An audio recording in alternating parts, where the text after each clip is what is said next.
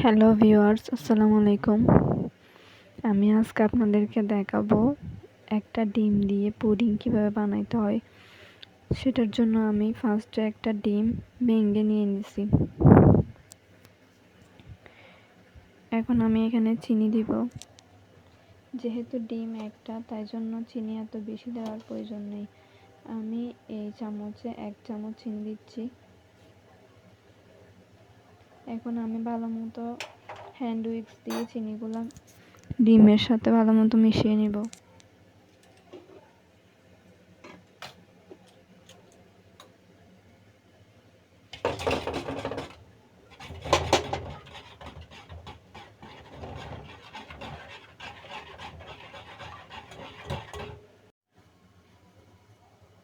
Viewers, দেখতে পাচ্ছেন চিনি ভালো মতো মেশানোর পরে এখন আমি দুধ দিয়ে দিয়েছি।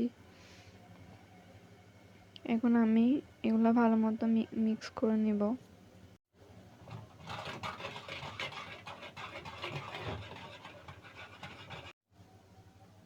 ভিউয়ার্স, দেখতে পাচ্ছেন আমার পুডিংয়ের মিশ্রণটা শেষ। এখন আমি এটা চুলায় দিব। তার আগে আমার থেকে ক্যারামেল রেডি করতে হবে। সো ক্যারামেল রেডি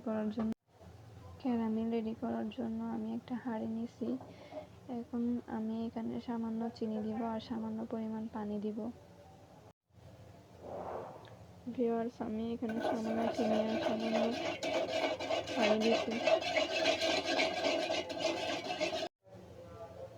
এখন আমি কালার আসা পর্যন্ত ওয়েট করব। ভিউয়ার্স, দেখতে পাচ্ছেন ক্যারামেলের কালার চলে এসেছে। এখন আমি এটাকে সেট করব।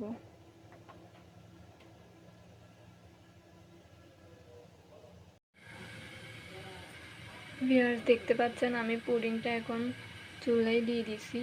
এখন আমি কিছুক্ষণ ওয়েট করব।